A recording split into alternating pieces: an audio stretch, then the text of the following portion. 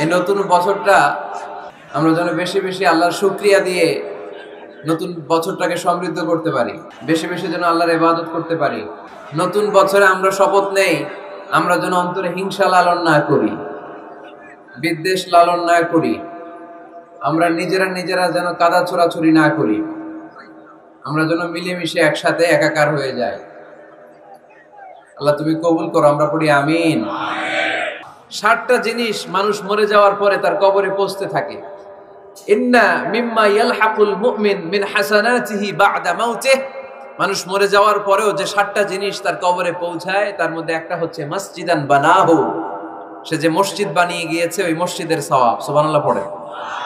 আপনি টাকা দিয়ে মসজিদ বানিয়ে দিলেন, ওই মসজিদে মুসল্লিরা নামাজ পড়ে, রোজাদাররা এসে ওখানে ইফতার খায়, তাহাজ্জুদ আদায়কারীরা তাহাজ্জুদ পড়ে, তাদের সওয়াবের কমতি হবে না, কিন্তু তাদের সওয়াবের একটা পার্সেন্টেজ সওয়াব যে ব্যক্তি মসজিদ বানালো তার আমলনামায় আল্লাহ ঢুকিয়ে দেয়। সুবহানাল্লাহ বলতে পারলেন না?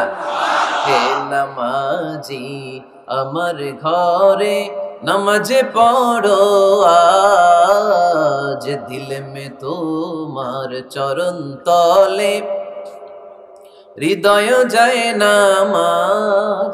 হে নামাজি আমার ঘরে নামাজে পড়ো আজ, দিল মে তোমার চরণ তলে হৃদয় যায় নামাজ। পড়েন আল্লাহু আকবার।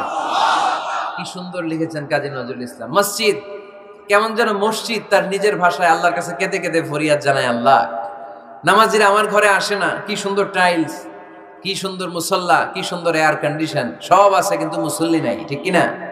মসজিদগুলো আল্লাহর কাছে ফরিয়াদ জানায়, এজন্য আমরা যেন মসজিদ মুখী হই। কি মুখী? কাজী নজরুল ইসলাম খুব সুন্দর করে বলেছেন, মসজিদেরই পাশে আমায় কবর দিও ভাই, ঠিক কিনা? মসজিদেরই পাশে আমায় কবর দিও ভাই, যেন গড়ে হতে মুয়াজ্জিনের আযান শুনতে পাই। আমার গোরের পাশে দিয়ে ভাই নামাজিরা যাবে, পবিত্র সেই পায়ের ধ্বনি এ বান্দা শুনতে পাবে। গোরা যাব হতে গুনাহগার পাইবে রেহাই, মসজিদেরই পাশে আমায় কবর দিও ভাই।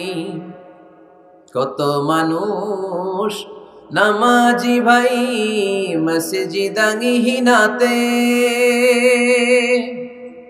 আল্লাহর নামের জিকির করে লুকিয়ে গভীর রাতে।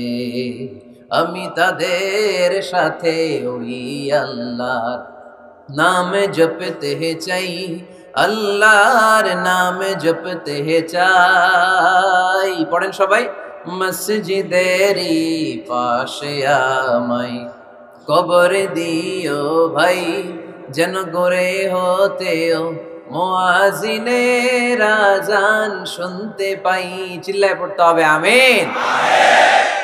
কি দরদ ছিল আমাদের জাতীয় কবি কাজী নজরুল ইসলামের, মসজিদের পাশে আল্লাহ তুমি আমার কবর দিও। আল্লাহ এই দোয়াটা কবুল করে নিয়েছে, ঠিক কিনা? আপনার কবরের পাশে মসজিদ আছে না নাই? আছে। এজন্য মসজিদের সাথে সম্পর্ক জুড়ে দেওয়া এটা ইমানদারের আলামত, আর মসজিদকে ঘৃণা করা এটা মুনাফিকের আলামত। এজন্য আমরা যেন আমাদের হৃদয়টাকে মসজিদের সাথে জুড়ে দেই, মসজিদের সাথে যেন সুসম্পর্ক থাকে। মসজিদ সবার, মসজিদ নিয়ে দলাদলি নাই। দলাদলি আছে অনেক জায়গায়, হানাফি মসজিদ, আহলে হাদিস মসজিদ এরকম আমরা দেখি বা শুনি, এটা ঠিক না।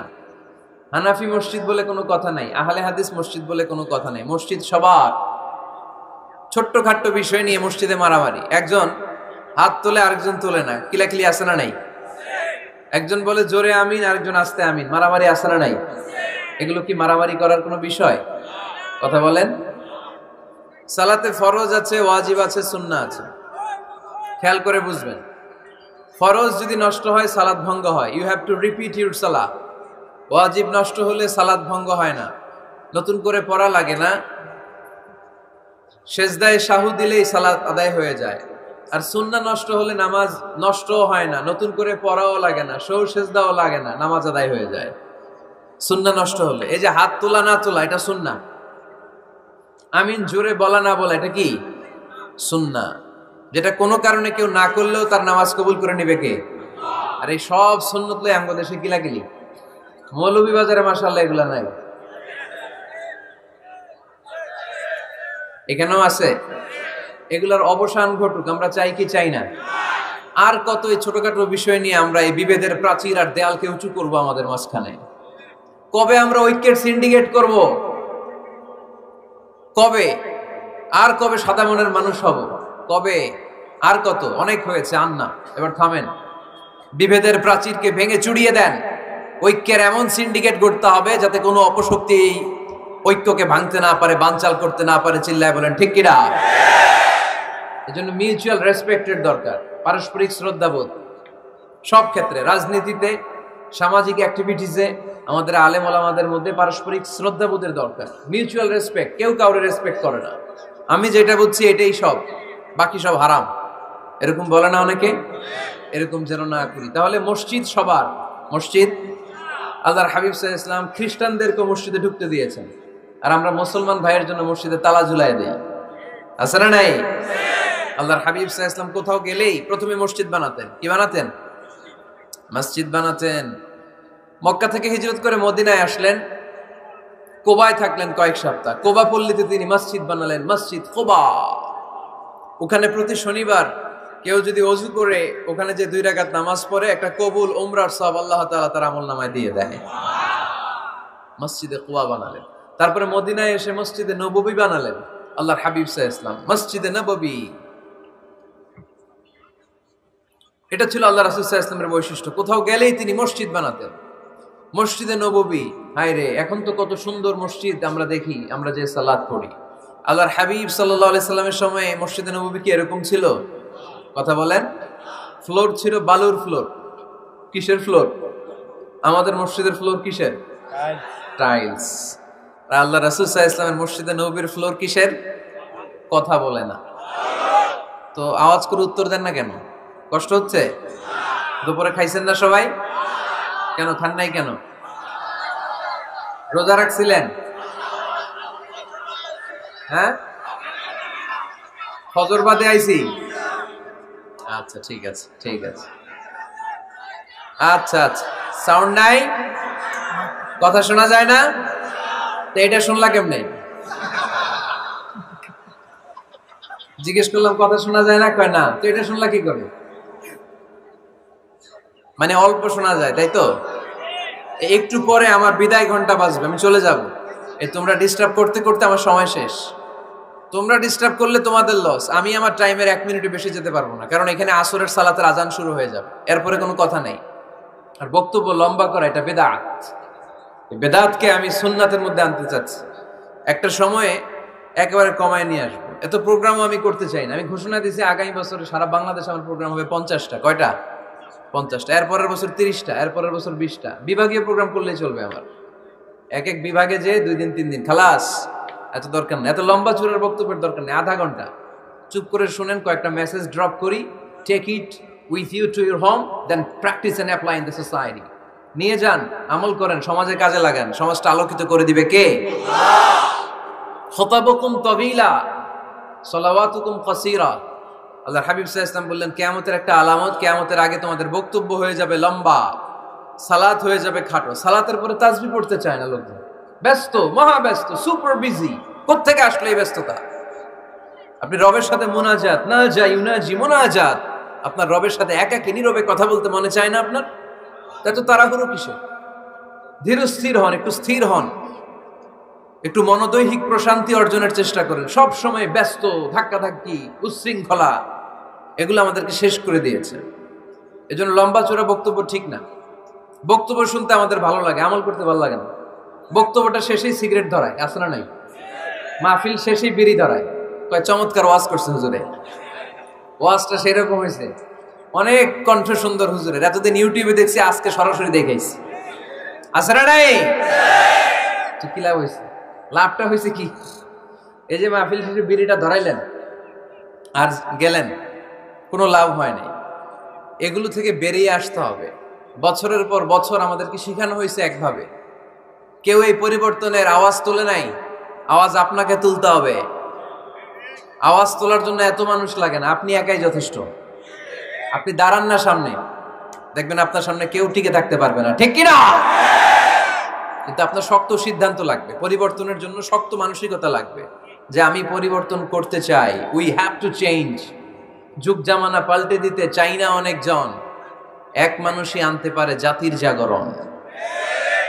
এক মানুষই বিপদকালে বাঁচায় কাফেলায়, ক্ষুদ্র ডিঙ্গি বাঁচায় জাহাজ অসীম দরিয়ায়।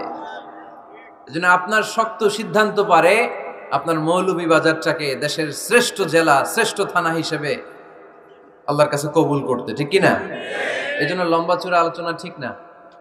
ছোটখাটো অল্প কয়েকটা মেসেজ নিয়ে যেতে পারলেই that's enough. One of the minor signs before the day of judgment, your Islamic lectures will be very longer and your salah 5 times a day will be shorter. কিয়ামতের আগে বক্তব্য লম্বা, নামাজ খাটো, তাসবিহ পড়ে না, ব্যস্ত, মহাব্যস্ত। এই মহাব্যস্ততা ছাড়েন, কোরআন সুন্নাহর দিকে ফিরে আসেন। বরকত দিবে কে? বিশ্বনবীর মসজিদে নববীর ফ্লোর বালুর ফ্লোর ছিল, আমাদের ফ্লোর টাইলস। আল্লাহর হাবিব সাল্লাল্লাহু আলাইহি ওয়াসাল্লামের মসজিদে বালি নিচে, এই বালিতেই নামাজ পড়তেন। বৃষ্টি হলে কাদামাটি হয়ে যেত, কাদামাটিতেই সেজদা করতেন। সেজদা করলে কাদার মাটি আল্লাহর হাবিব সাল্লাল্লাহু আলাইহি ওয়াসাল্লামের নাকে আর কপালে লেগে যেত। তিনি সালাম ফিরিয়ে সাহাবাদের দিকে মুখ ফিরিয়ে বসলে দেখতেন প্রতিটা সাহাবীর নাকে আর কপালে কাদার মাটি মিশে আছে। তার মানে প্রিয় নবী সাল্লাল্লাহু আলাইহি ওয়াসাল্লামের মসজিদে নববী ছিল কাঁচা, কিন্তু মুসল্লি ছিল পাকা। আমাদের মসজিদগুলা হয়েছে পাকা, কিন্তু মুসল্লি কাঁচা, ঠিক কিনা? ফজরের সালাতে মানুষ নাই। ইমাম সাহেব আছেন কে কে এলাকায়? দেখি ইমাম, মসজিদের ইমাম, মাশাআল্লাহ। আপনাদের এখানে ওই মসজিদে ফজরের নামাজে কয় কাতার হয়? 5 জন 6 জন?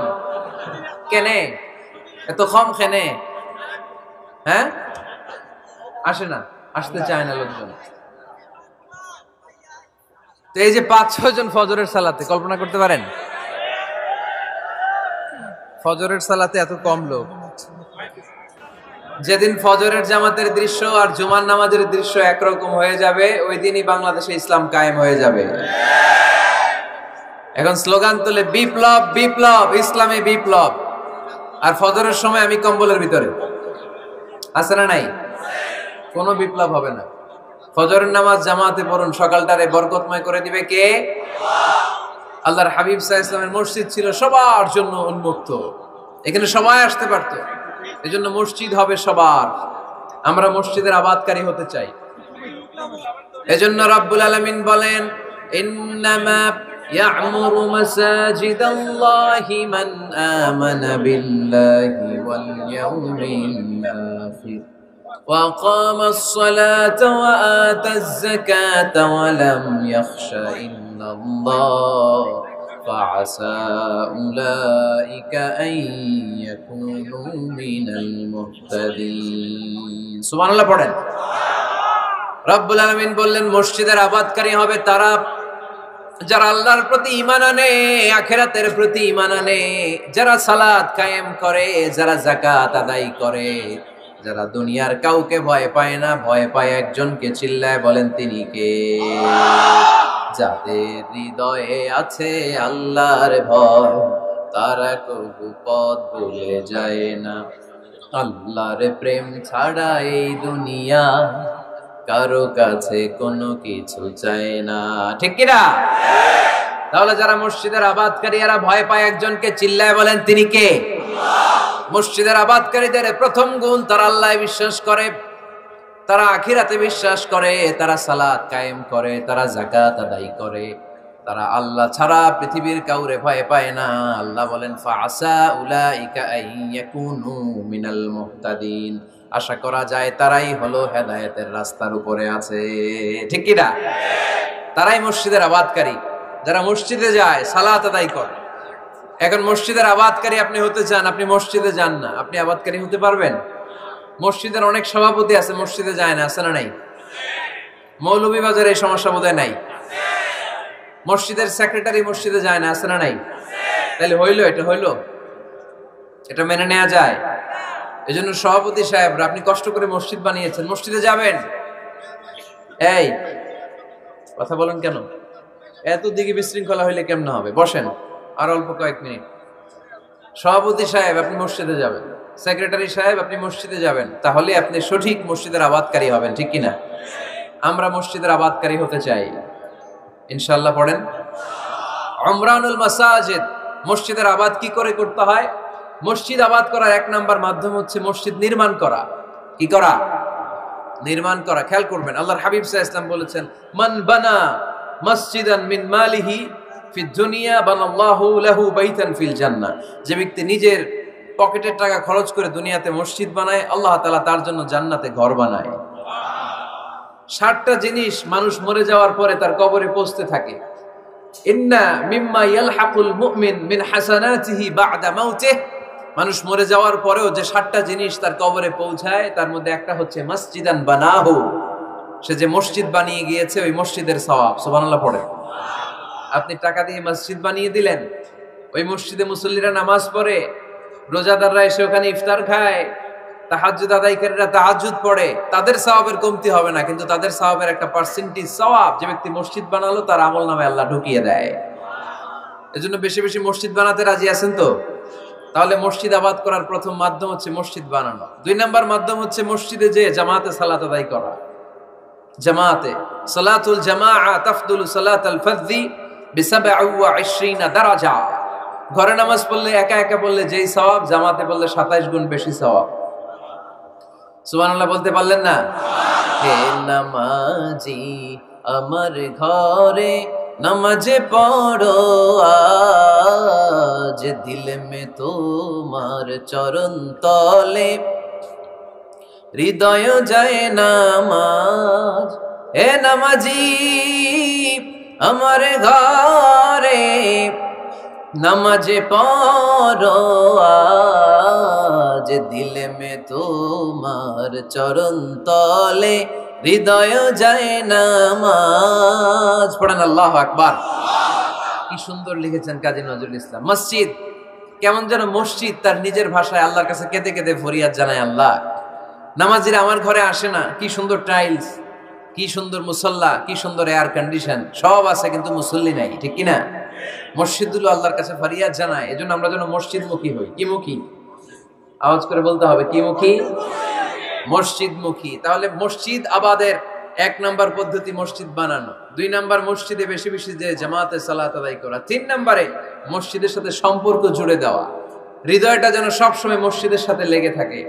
আল্লাহর হাবিব সাল্লাল্লাহু আলাইহি ওয়াসাল্লাম বললেন, সাবআতুন ইউযিল্লুহুমুল্লাহু ফি যিল্লিহি ইয়াওমা লা যিল্লা ইল্লা যিল্লু। 7 শ্রেণীর ব্যক্তিকে আল্লাহ তাআলা কিয়ামতের দিন আরশের নিচে ছায়া দিবে, যেদিন আল্লাহর আরশের ছায়া ছাড়া কোনো ছায়া পৃথিবীতে থাকবে না। সেই দিনটা কি এই দিনের মতো? কিয়ামতের দিনটা আজকের এই দিনের মতো হবে? 50,000 বছর হবে। এটা লেন্থ, এটা ডিউরেশন। কাআন সাফসাফা লা তারা ফিহা ইওয়াজা ওয়ালা আমতা। লেভেল প্লেইং ফিল্ড, তামার জমিন। একটু কল্পনা করেন তো ওই দিনটা কত ভয়ঙ্কর। বাবা ছেলেরে চিনবে না ওই দিন, ছেলে বাবারে চিনবে না, স্ত্রী স্বামীকে চিনবে না, স্বামী স্ত্রীকে চিনবে না, পীর সাহেব মুরিদ চিনবে না, মুরিদ পীর সাহেবকে চিনবে না, নেতা কর্মীকে চিনবে না, কর্মী নেতাকে চিনবে না। হায় হায়, ইয়া নাফসি ইয়া নাফসি বলে কাঁদবে। সূর্যটা মাথার কাছে চলে আসবে, সূর্যের তাপে মাথার মগজগুলো গলে গলে নাকের ছিদ্র আর কানের ছিদ্র দিয়ে টপ টপ করে বেয়ে বেয়ে পড়বে। তৃষ্ণায় মানুষগুলো পাগল পাড়া, জিহ্বাটা বের হয়ে নাভি পর্যন্ত ঝুলতে থাকবে। সেদিন সবাই পাগলের মতো ছুটতে থাকবে, কোনো ছায়া নাই আল্লাহর আরশের ছায়া ছাড়া। আল্লাহর হাবিব বললেন, 7 শ্রেণীর ব্যক্তিকে আল্লাহ তাআলা আরশের নিচে ছায়া দিবেন। এর মধ্যে 1 শ্রেণীর ব্যক্তি, রাজুলুন কলবুহু মুআল্লাকুন বিল মাসাজিদ। ওই ব্যক্তি যার হৃদয়টা সবসময় আল্লাহর মসজিদের সাথে লেগে থাকে। মসজিদের সাথে যার হৃদয় লেগে থাকে তাকে আরশের নিচে ছায়া দিবে কে? আল্লাহ। এজন্য মসজিদের সাথে যেন আমাদের হৃদয়গুলো লেগে থাকে। অনেকেই দেখবেন এত ভালো নামাজি, জোহর পরে টেনশন করে আসরটা কই পড়বো, আসর পরে চিন্তা করে মাগরিবের সময় আমি কোথায় থাকবো, মাগরিবের সময় টেনশন, ইস এশাটা হয়ে গেলেই তো শেষ। এরকম লোক আছে না নাই? এদেরকে সেই কঠিন ভয়াবহ দিনে আরশের নিচে ছায়া দিবে কে? তারপরে মসজিদ আমাদের 4 নাম্বার পদ্ধতি, মসজিদকে পরিচ্ছন্ন রাখা, মসজিদকে ঝাড়ু দেয়া। মসজিদকে যারা পরিষ্কার করে তাদের হৃদয়ের যন্ত্রণা দূর করে দেয় কে? সাইয়েদনা ইব্রাহিম আলাইহিস সালাম এবং ইসমাঈল আলাইহিস সালামকে আল্লাহ তাআলা আদেশ করেছেন, তাহহিরা বাইতিয়া লিত-তাইফিনা ওয়াল আকিফিনা ওয়ার রুকআইস সুজুদ। হে ইব্রাহিম, ইসমাঈল, বাপ বেটা দুইজন মিলে মসজিদ ঝাড়ু দাও। কি ঝাড়ু দাও? মসজিদেরি ঝাড়ু বড়দার, ও কামারে হাত শোনো আমারে মুনাজাত। পড়েন, শোনো শোনো ইয়া ইলাহি আমারে মুনাজাত, শোনো আমারে মুনাজাত। পড়েন আমিন। মসজিদ ঝাড়ু দেওয়া মসজিদ আবাদের অন্তর্ভুক্ত। আপনারা কেউ কোনোদিন মসজিদ ঝাড়ু দিয়েছেন নাকি? কে কে দিয়েছেন দেখি? সবাই? সবাই মসজিদের খাদেম? মাশাআল্লাহ। আমিও দিছি মসজিদ ঝাড়ু, অনেক দিছি। মাশাআল্লাহ, আল্লাহ তুমি কবুল করো। যাদের হৃদয়ে বড় জ্বালা, ফ্যামিলিতে সুখ নাই, শান্তি নাই, তারা হৃদয়ে প্রশান্তি আনতে চাইলে এতিমখানায় যাবেন, এতিমের মাথায় হাত বুলিয়ে দিবেন, এতিমের মুখে খাবার তুলে দিবেন। আপনার হৃদয়টারে নরম করে দিবে কে? আল্লাহর ঘর মসজিদে যাবেন, নিজ হাতে মসজিদটারে একটু পরিষ্কার করে দিবেন, আপনার জীবনটারে উজালা করে দিবে কে? তাহলে এগুলো করার মাধ্যমে আমরা মসজিদের আবাদ করতে চাই। আমরা মসজিদের আবাদকারী হতে চাই কি চাই না? আল্লাহর ঘর মসজিদ আবাদ করার মতো শ্রেষ্ঠ কাজ পৃথিবীতে হতে পারে না। এই মসজিদের কিছু আদব আছে, আল্লাহ রাসূল সাল্লাল্লাহু আলাইহি ওয়াসাল্লাম বলেছেন এই আদবগুলো মেনটেন করে যেন আল্লাহর ঘর মসজিদের সাথে আমরা ব্যবহার করি। মসজিদের 1 নম্বর আদব হচ্ছে মসজিদে ওযুর সাথে প্রবেশ করা। কিসের সাথে? ওযু করে পরিচ্ছন্ন হয়ে মসজিদে প্রবেশ করা। এজন্য অপবিত্র অবস্থায়, গোসল ফরজ, এরকম অবস্থায় মসজিদে ঢোকা যাবে? কথা বলেন, ঢোকা যায়? যেই নারীদের মাসিক চলতেছে, মেনস্ট্রুয়েশনাল পিরিয়ড চলতেছে, ওই নারীদের পক্ষে মসজিদে ঢোকা জায়েজ আছে? নাই। তাহলে এটা হলো 1 নম্বর আদব। মসজিদে ঢোকার সময় কি করে ঢুকবো? ওযু করে। আওয়াজ করে বলেন, কি করে ঢুকবো? ওযু করে। 2 নম্বর আদব হচ্ছে মসজিদে যাওয়ার সময় সবচেয়ে ভালো জামাটা পরে যাব, সবচেয়ে ভালো পাঞ্জাবিটা পরে যাব। জান তো আপনারা? না সবচেয়ে সিরাটা পরে যান? হ্যাঁ, অনেকের নামাজের জন্য একটা পুরান জামা আছে, সিরা পাড়া, এদিকে হাত উঠালে এদিকে দেখা যায়, আছে না নাই? সবচেয়ে সিরা পাড়াটা রাখে নামাজের জন্য, কপাল পোড়া। আর সুন্নাতে খাতনার অনুষ্ঠানে গেলে মাশাআল্লাহ লেহেঙ্গা গায়ে দেয়া যায়, আছে না নাই? না, আপনি ইবাদতের জন্য সবচেয়ে সুন্দর জামাটা রাখবেন। এজন্য রাব্বুল আলামিন বলেন, ইয়া বানি আদম খুযু যিনাতাকুম ইনদা কুল্লি মসজিদ। ও বনি আদম, তুমি যখন আল্লাহর ঘর মসজিদে ঢুকবা, ও বনি আদম, তুমি যখন নামাজের মুসল্লায় দাঁড়াবা, তোমার সবচাইতে দামি, সবচাইতে সুন্দর জামাটা গায়ে দিয়ে তুমি নামাজে দাঁড়াও। ঠিক কি না? তাহলে এখন মসজিদে যাওয়ার সময় কি গায়ে দিয়ে যাবেন বলেন? খিতা করবেন? হ্যাঁ, মাশাআল্লাহ। হ্যাঁ, সবচেয়ে ভালো কাপড়টা আয়রন করে, পারফিউম মেখে তারপরে আমরা যাব। রাজি আছেন তো?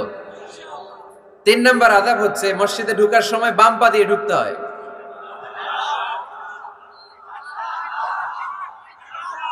কোন পা? আরো জোরে। এদেরকে গুতা মারা লাগে, নাহলে আওয়াজ বাড়ে না। এরকম ভলিউম টাইট করতে হয়, ভলিউম হাই করলে আর করে বাড়ে, এমনি বলতে চায় না। ঘটনা কি? হ্যাঁ, খায় নাই। বদরের যুদ্ধ হয়েছিল রমাদানে, কোন সাহাবী খায় নাই, না খাইয়ে একেবারে সাইজ করে দিছে কাফেরদেরকে। আমরা না খেলেও আমাদের হৃদয়ে ইমানি শক্তি আছে না নাই? এই তো বোঝা যাচ্ছে ইমানি শক্তি আছে। এতক্ষণ আছিল কই? তো মসজিদে ঢোকার সময় কোন পা দিয়ে? এগুলো মনে থাকে আমাদের? ভুলা যাই আমরা, খেয়াল থাকে না তো এগুলা। এত কিছু মনের মধ্যে রাখলে এগুলো মনে থাকবে কেমনে? মসজিদে ঢোকার সময় কোন পা? আরো জোরে। বেরোয়ার সময় কোন পা? মনে থাকবে?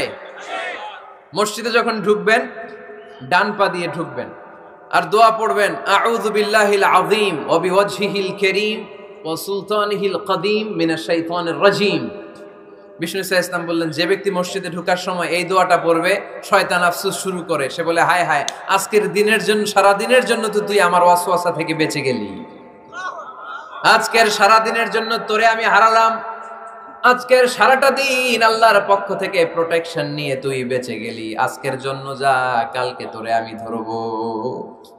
এজন্য এই দোয়াটা পড়ার দরকার আছে না?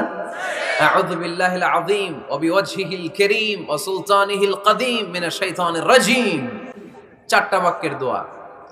মুখস্থ করতে কষ্ট হলে যে ইউটিউবে চলে যাবে আজকেই, ওখান থেকে শুনে আপনারা মুখস্থ করে নেবেন, এই দোয়াটা পড়বেন, তাহলে ওই দিনের জন্য শয়তানের ওয়াসওয়াসা, টেম্পটেশন, প্রভোকেশন থেকে আপনি আল্লাহ তাআলার প্রোটেকশনে চলে গেলেন। সুবহানাল্লাহ পড়েন। তারপরে আল্লাহর হাবিব বললেন, ঢোকার আগে আমারে সালাম দাও। পড়বেন, আসসালামু আলাইকা আইয়ুহান নাবিয়্যু ওয়া রাহমাতুল্লাহি ওয়া বারাকাত।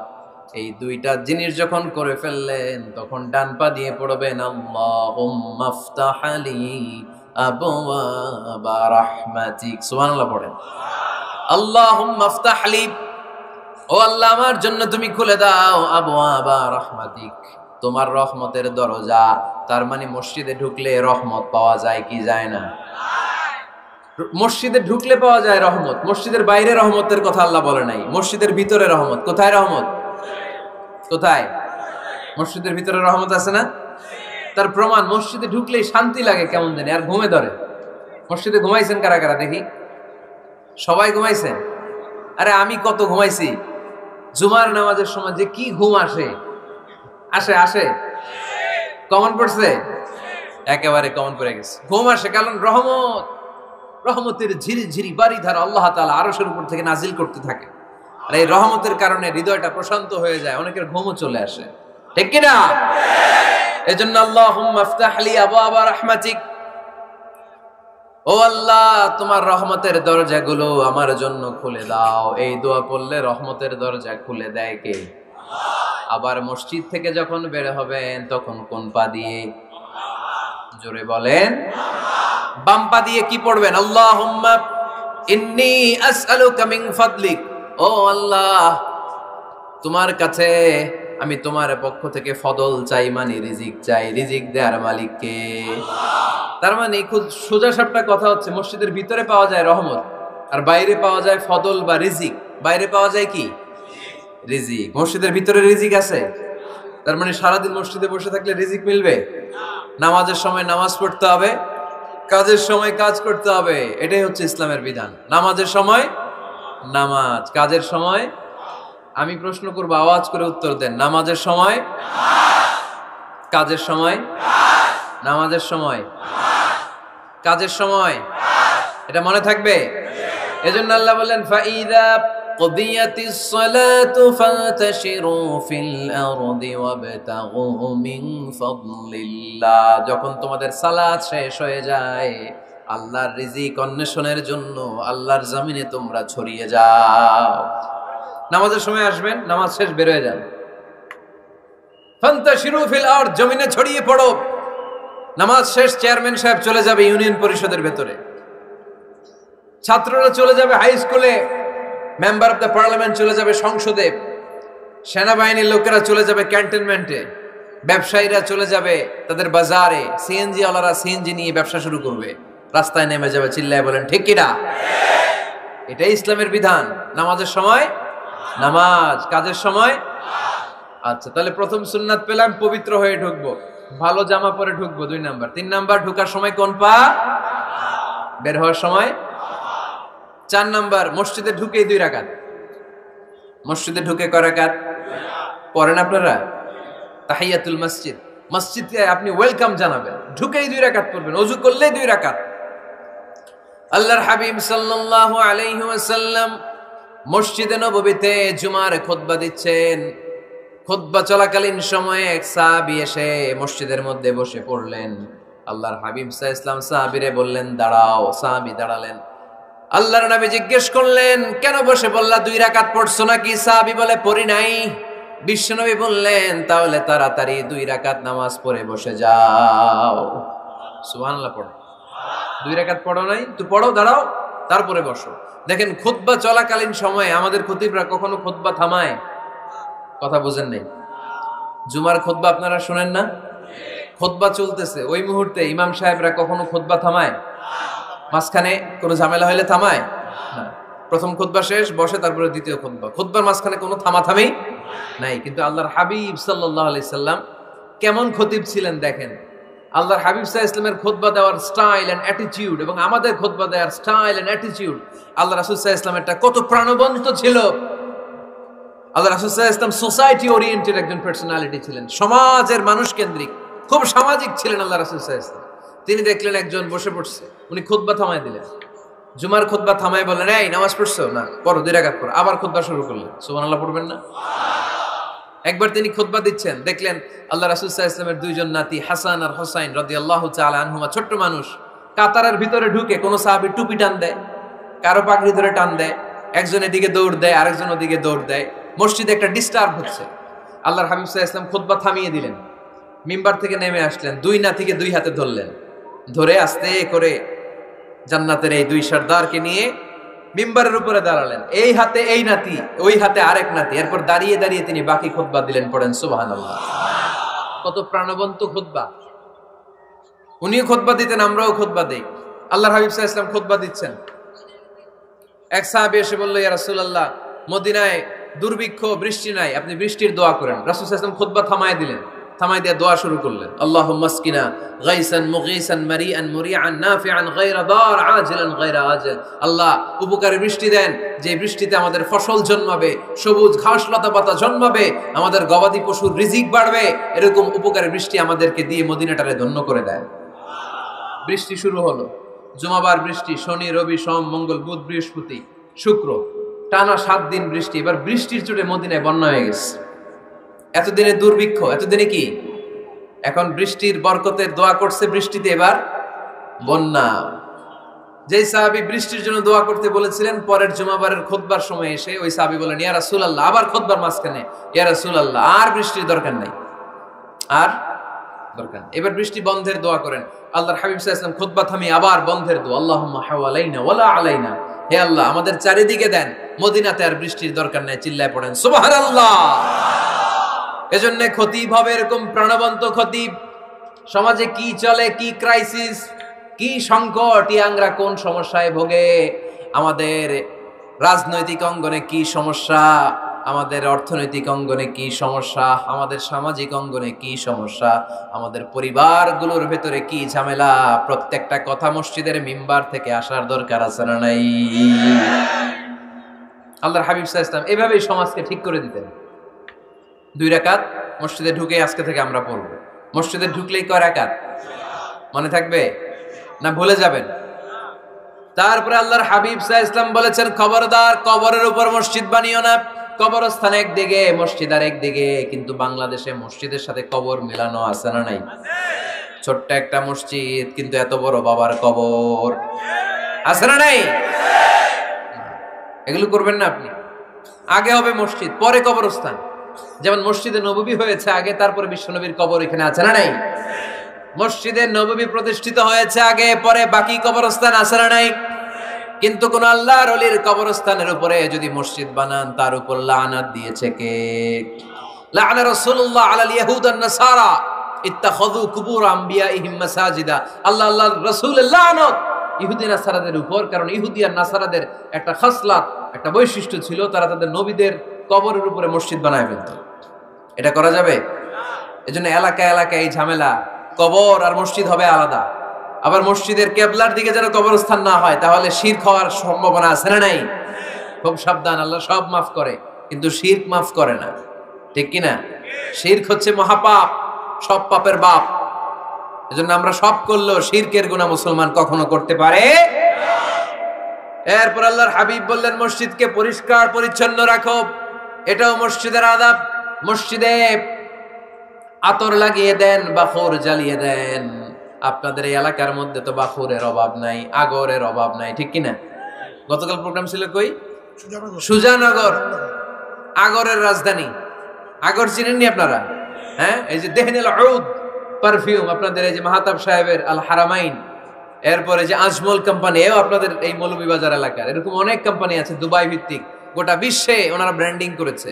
এগুলোর র ম্যাটেরিয়াল, কাঁচামাল যায় হচ্ছে আপনাদের মৌলভীবাজার থেকে। ছেলের বউ শাশুড়ির ওয়াজ গতকাল করছি, শুনে নিন। শাশুড়ি আর বৌমার কিলাকিলি, গতকালের ওয়াজের বিষয় ছিল কি? শাশুড়ি বৌমার কিলাকিলি কি করে থামাবেন, শুনে নিন। আচ্ছা ঠিক আছে, মুফতি সাহেবদের কাছ থেকে জেনে নেবেন এই প্রশ্ন। আমি উত্তর দিলে আবার কিলাকিলি লেগে যাবে বাংলাদেশ, কিলাকিলির দরকার নেই। সম্মানিত ভাইয়েরা, মসজিদ পরিষ্কার পরিচ্ছন্ন রাখবেন, এই বাখুর জ্বালাবেন, দেহিনেল উদ, এই পারফিউম গুলো ছড়িয়ে দিবেন। মসজিদের মধ্যে অনেক মসজিদে দুর্গন্ধ আছে না নাই? এই কার্পেটের মধ্যে ময়লা, পরিষ্কার করে না। আল্লাহর হাবিব সাল্লাল্লাহু আলাইহি ওয়াসাল্লাম বলেছেন, খবরদার। আম্মা জান আয়েশা বর্ণনা করেন, আমার রাসূলুল্লাহ সাল্লাল্লাহু আলাইহি ওয়াসাল্লাম বিবিনাইল মসজিদ ফি দুয়ার ওয়া আন তুতাইয়াবা ওয়া তুনাযাফ, আমরা যেন এলাকা এলাকায় মসজিদ বানাই, মসজিদগুলোকে যেন পারফিউম দিয়ে, আতর দিয়ে সুগন্ধময় করে দেয়। বিশ্বনবী আদেশ করেছেন, সুবহানাল্লাহ পড়ুন। এজন্য কোনো অপরিচ্ছন্ন মসজিদ থাকতে পারবে না। মসজিদের পাশ দিয়ে গেলে আতরের ঘ্রাণে আমোদ হয়ে লোকজন যেন বুঝতে পারে এটা আল্লাহর ঘর, মসজিদ। চিল্লায় বলেন ঠিক কি না? এরপরে আল্লাহর হাবিব সাল্লাল্লাহু আলাইহি ওয়াসাল্লাম বলেছেন, মসজিদের আরেকটা আদব হলো মসজিদকে অতিমাত্রায় ডিজাইন না করা। বেশি ডিজাইন করা যাবে না। এমন ডিজাইন করা যাবে না যে এটা মসজিদ বোঝাই যায় না। এত লাইটিং ফাইটিং করে, এটা কি মসজিদ না কমিউনিটি সেন্টার বোঝাই যায় না? আছে না নাই? আছে। এরকম যেন আমরা না করি সম্মানিত ভাইয়েরা। বিশেষ করে মসজিদের সামনের দেয়ালে। কোন দেয়ালে? সামনের দেয়ালটা, কেবলার দিকে যেই দেয়াল, এই দেয়ালটা হতে হবে ফ্রেশ, যাতে করে মানুষের দৃষ্টি আকর্ষণ না করে। প্রায় মসজিদের দেয়ালের মাঝখানে দেখবেন আপনি ক্যালেন্ডার ঝুলায় রাখে, আছে না নাই? মৌলভীবাজারের কি অবস্থা? খিতা খবর আছে? তো এই যে ক্যালেন্ডার ঝুলায় রাখে, ওইখানে দেখবেন বিভিন্ন মসজিদের ছবি, এতিমখানার ছবি, মানুষের ছবি। তো মানুষ নামাজও পড়ে, আবার ওগুলোও তাকায়, আছে না নাই? প্রথম কাতারে পরে ওইখানে কি লেখা, এগুলা পরে, তার ডিস্টার্ব হচ্ছে না? এই মুসল্লির দৃষ্টি যাতে অন্যদিকে না যায়, এটা খেয়াল রাখতে হবে। যদি পারা যায়, মসজিদের সামনে কোনো ঘড়ি টড়ি চলবে না। ঘড়ি মসজিদের পেছনের দেয়ালে, সময়সূচি পেছনের দেয়ালে, সব পেছনে। সময় কয়টা বাজে ওটা ইমাম দেখলেই চলবে, ইমাম এভাবে দেখে নিবে, আপনারাও দেখে নেবেন। কিন্তু সামনের দেয়ালটা যত সিম্পল করা যায়।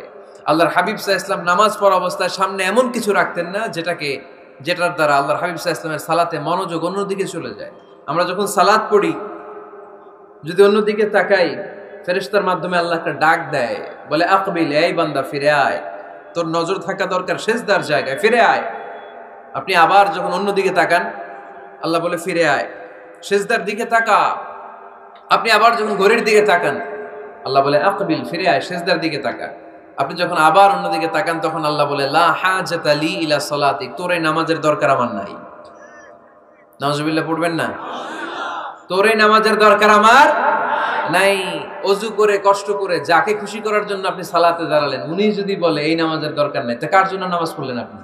কথা কি বুঝতে পেরেছেন? এই জন্য এলাকার গণ্যমান্য ব্যক্তিবর্গ আছে, আমাদের চেয়ারম্যান সাহেব আছে, আরো অন্যান্য বিজনেস ম্যাগনেটরা আছে, আপনারা মসজিদ যখন নির্মাণ করবেন, সামনের দেয়ালটা যত সাদামাটা হতে পারে ততই ভালো। এমনকি জায়নামাজের মধ্যে এখন কাবা ঘরের ছবি আছে না নাই? আছে না? কি মুসলমান আমরা, নিজের কাবারে নিজে লাথি মারি নামাজের আগে, মনের অজান্তে নিজের কাবাকে নিজে লাথি মারছি। এরকম জায়নামাজ ব্যবহার করা নিষেধ। চিল্লায় বলেন ঠিক কি না? সাদা ফ্রেশ জায়নামাজ বাজারজাত করেন, আপনাদের সিদ্ধান্তই ওনাদের ব্যবসা বয়কট হয়ে যাবে। আপনারা যদি এখন থেকে মসজিদের মিনারা আর কাবা ঘরের যে প্রতিকৃতি বা ছবি, এরকম ছবি সম্বলিত জায়নামাজ কিনা বন্ধ করে দেন, এদের মার্কেট থাকবে? কথা বলেন। কালকে থেকে আমরা জায়নামাজ কেনার সময় ফ্রেশ জায়নামাজ কিনবো। কোনো মসজিদ, কোনো মিনার, আমাদের কাবা ঘরের ছবি সম্বলিত কোনো জায়নামাজ কিনা যাবে? আওয়াজ করে বলেন, যাবে? যাবে না। এগুলো হচ্ছে মসজিদের আদাব, এগুলো রক্ষা করে মসজিদে ঢোকার দরকার আছে না নাই? পৃথিবীতে 3টা মসজিদ সবচাইতে শ্রেষ্ঠ মসজিদ, কয়টা? আওয়াজ করে বলেন না। 1 নাম্বার মসজিদুল হারাম, ফাওয়াল্লু উজুহাকুম শাতরা, যেখানেই তোমরা নামাজ পড়ো না কেন মসজিদের হারামের দিকে হয়ে নামাজ পড়ো। কেবলা কোন দিকে আজকে? এদিকে, এইদিকে কেবলা। আমি যদি এদিকে হয়ে পড়ি, নামাজ হবে না? হবে না কেন? কারণ কেবলামুখী হয়ে নামাজ পড়া ফরজ। চিল্লায় বলেন ঠিক কিনা? মসজিদুল হারাম পৃথিবীর প্রথম মসজিদ। ওখানে একটা ঘর আছে, ঘরটার নাম হলো কাবা। ইন্না আউওয়ালা বাইতিন উদিআ লিন-নাসি লাল্লাযী বিবাক্কাতা বিবাক্কাতা মুবারাকা। এই পৃথিবীর প্রথম ঘর যেই ঘরটা স্থাপিত হয়েছে বাক্কা শহরে। বাক্কা মক্কার আগের নাম, এখন শহরের নাম মক্কা, আগে নাম ছিল কি? সবাই বলেন কি নাম ছিল? বাক্কা। এটা পৃথিবীর আদি ঘর, সব নবীদের পরশধন্য পদধূলিতে এই জায়গাটা বরকতময় হয়েছে। এটা এমন ঘর যেই ঘরের চারদিকে 1 রাকাত নামাজ পড়লে 1 লক্ষ রাকাতের সওয়াব পাওয়া যায়। হজ উমরা করেছেন কে কে দেখি? হজ উমরা করেছেন আপনারা না? মাশাআল্লাহ। আমরা যারা করতে পারি নাই আল্লাহ তাদেরকেও তৌফিক দাও। আমরা যেন এই কাবা ঘরে যে প্রাণ ভরে সালাত আদায় করতে পারি, আল্লাহ তৌফিক দান করো। আমরা যেন মসজিদে নববীতে যে প্রাণ ভরে সালাত পড়তে পারি, তৌফিক দান করো। আল্লাহর হাবিব সাল্লাল্লাহু আলাইহি ইসলামের কবরের সামনে দাঁড়িয়ে যেন আমরা প্রাণ খুলে মন প্রাণ উজাড় করে বিশ্বনবী সাল্লাল্লাহু আলাইহি ইসলামকে সালাম দিতে পারি, আল্লাহ তৌফিক দান করো। এই কাবা ঘরকে কেন্দ্র করে প্রতিদিন 100টা রহমত নাজিল হয়। আওয়াজ করে বলেন কয়টা? আল্লাহর হাবিব বললেন প্রতিদিন প্রতিনিয়ত 100টা রহমত নাজিল হতেই থাকে। 60টা রহমত তাদের উপর নাজিল হয় যারা কাবা ঘরের চারদিকে তাওয়াফ করে। 40 লিল মুসাল্লিন, বাকি 40টা নাজিল হয় যারা কাবা ঘরের পাশে নামাজ পড়ে। ওয়া 20 লিন নাযিরিনা ইলাল কাবা, বাকি 20টা রহমত প্রতিনিয়ত নাজিল হয় যারা তাওয়াফ করে না, সালাত আদায় করে না, শুধু কাবার গিলাফের দিকে তাকিয়ে থাকে। কাবার দিকে তাকায় থাকলেই সওয়াব। সুবহানাল্লাহ পড়েন। 1 রাকাতে কয় লক্ষ রাকাতের সওয়াব? এজন্য আল্লাহর হাবিব সাল্লাল্লাহু আলাইহি ওয়াসাল্লাম বলেছেন লা তুশাদ্দুর রিহাল ইল্লা ইলা সালাসাতি মাসাজিদা। স্পেশাল ভার্চু এন্ড রিওয়ার্ড, বিশেষ সওয়াবের নিয়তে পৃথিবীর এই 3টা জায়গা ছাড়া কোথাও নিয়ত করে ভ্রমণ করা জায়েজ নাই। 1 হচ্ছে মসজিদুল হারাম, 2 হচ্ছে মসজিদ নববী, 3 হচ্ছে মসজিদুল আকসা। এই 3টা মসজিদ ছাড়া পৃথিবীর কোনো মসজিদে নিয়ত করে সফর করা যাবে না। বিশেষ নিয়তে সফর করা যাবে না যে আমি যদি এই মৌলভীবাজারের জামে মসজিদে যাই বেশি সওয়াব পাওয়া যাবে, এই নিয়তে সফর করা যাবে না। বেশি সওয়াব শুধু এই 3 মসজিদে। মসজিদুল হারামে 1 রাকাতে কত রাকাতের সওয়াব? কথা কয় না, বুঝে নাই বোধহয়। কয় লক্ষ? আর মসজিদে নববীতে 1 রাকাতে 1000 রাকাতের সওয়াব। আরেক বর্ণনায় আছে 50,000, বর্ণনাটা দুর্বল। সহিহ বর্ণনায় এসেছে 1 রাকাতে 1000 রাকাতের সওয়াব। মসজিদুল আকসায় সালাত পড়লে 1 রাকাতে, এক বর্ণনায় এসেছে 250 রাকাতের সওয়াব, আরেক বর্ণনায় এসেছে 500 রাকাতের সওয়াব। এই 3টা মসজিদ ছাড়া নামাজ পড়লে বেশি সওয়াব হবে, এই নিয়তে সফর করা যাবে? চিল্লায় বলেন যাবে। তবে মসজিদটা দর্শন করার জন্য যেতে পারবে। মসজিদটা দেখতে কেমন, এটার ক্যালিওগ্রাফিক্যাল ডিজাইন কেমন, এটার আর্কিটেকচারাল ডিজাইন কেমন, এটার দৃষ্টিনন্দন সৌন্দর্য কেমন, মসজিদটা দেখতে কেমন, দেখতে যেতে পারবেন। কিন্তু বিশেষ সওয়াব রিওয়ার্ড এই 3টা মসজিদ ছাড়া অন্য কোনো মসজিদের জন্য হবে না। এই মসজিদ হচ্ছে আমাদের সামাজিক ঐক্যের কেন্দ্রবিন্দু, এটা হচ্ছে আমাদের কমিউনিটি সেন্টার। আমরা শুধু নামাজের জন্য মসজিদকে ইউজ করি, এছাড়া আরো অনেক ইউসেজ আছে মসজিদের। খেয়াল রাখবেন, আমাদের মুসলমানদের মসজিদ হিন্দুদের মন্দিরের মতো নয়। কোথায় আজান হইছে? শেষ করে দিব না? সুবহানাকাল্লাহুম্মা ওয়া বিহামদিকা আশহাদু আল্লা ইলাহা ইল্লা আনতা আস্তাগফিরুকা ওয়া আতুবু ইলাইক। আল্লাহ আমাদের সবাইকে কথাগুলো বুঝার আমল করার তৌফিক দান করুন।